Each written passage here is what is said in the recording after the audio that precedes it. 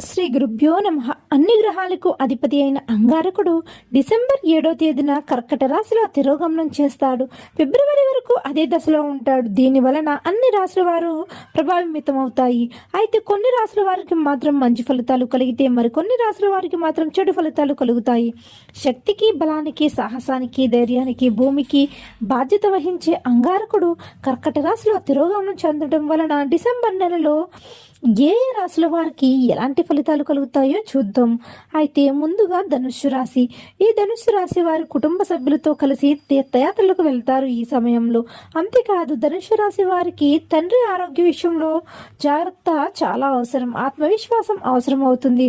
మనసు కూడా వీరికి ఈ సమయంలో కలత చెందుతుందని చెప్పవచ్చు.